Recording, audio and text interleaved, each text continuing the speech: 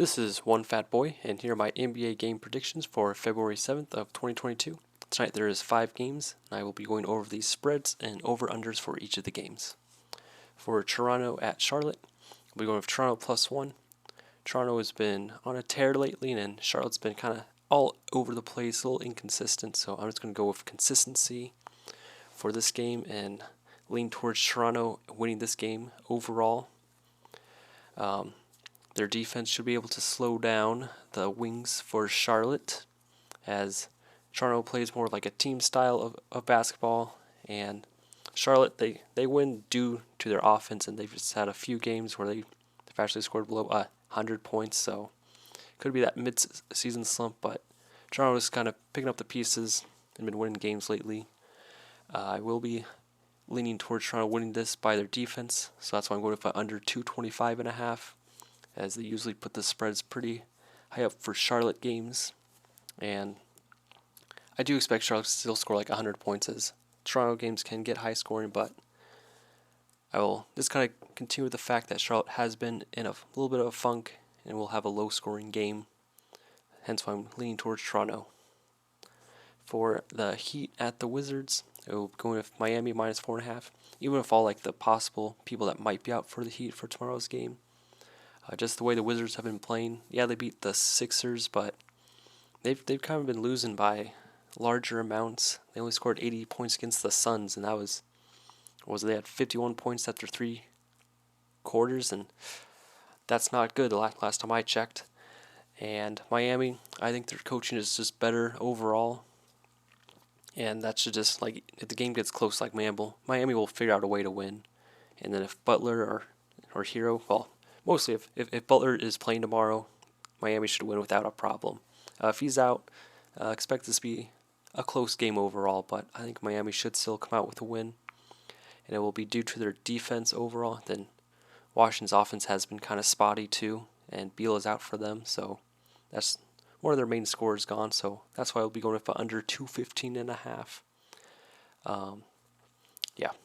For the Suns at the Bulls, I'll be going with Phoenix -6.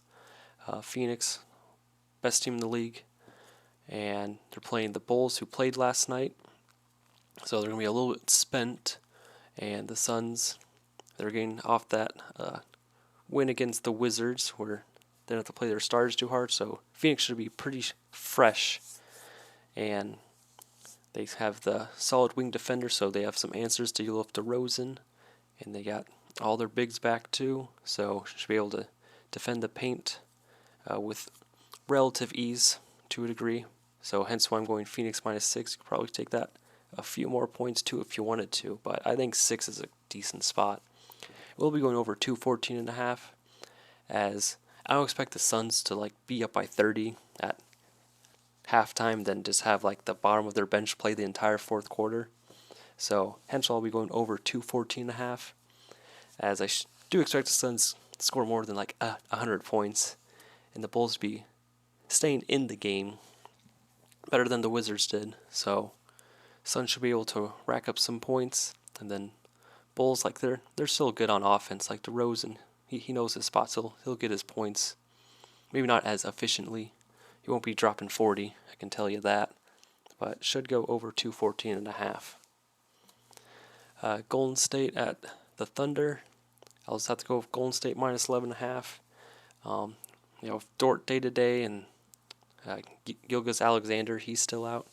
It's going to be on Giddey to run the offense, and it's like, I don't think there's enough offensive firepower for the Thunder to keep up with the Warriors, and the Warriors' defense, one of the best in the league, and I think they'll handle Thunder with no problem at all, because the Thunder's offense already struggles as is, and with Golden State's defense, the Thunder are going to struggle. And the Thunder, they'll give effort on defense, but Golden State, if they just have like a solid 3-point shooting quarter, that's probably going to win them the game for them. Like, they're going to win this game. They should. Just the 11.5 spread might be a little steep, but I think, like, if Golden State like plays like 100%, like if this was a playoff game, Golden State would win by like 20 plus. But since it's a regular season game, just kind of expect, around like between like 8 and 15 to win somewhere in there. We'll be going under 213.5, as I really do expect the Warriors defense to really not allow the Thunder to score that much. Like, I wouldn't be surprised if the Thunder scored like 86 points, like somewhere in there. But they'll probably be like high 90s to low 100s, and Golden State will probably be at like that 110 mark, as that's where they usually end up, is around there, or unless like Clay or Curry just gets like hot for like a quarter or a quarter and a half where they just shoot a three, it goes in. It's kind of hard to beat that. For the Knicks at the Jazz, honestly, I really don't know which team is going to show up for the Knicks, but the Jazz, they've also been inconsistent too. But if Randall plays like how he did against the Lakers, I really do expect the Knicks to like be close, like especially the +7 spread. As Gobert, he's going to be out again, so the Knicks should have a decent inside presence, so they'll be scoring that way, or should. Then the Utah's wing defense struggles, so if the Knicks can get something from the outside going, that's a good advantage for the Knicks, as they can keep up with scoring, as the Knicks are notorious for not scoring the ball this year. Like, each time I check the scores, besides against like their last game where they had over 100 points for once, they're usually like knocking 100 points. The Jazz, on the other hand, if they're not making their shots from three, they're not having a good game. But overall, with these two teams, I would just bet maybe like the Knicks like +10, but the spread sits right now at +7, so I'd still lean towards that.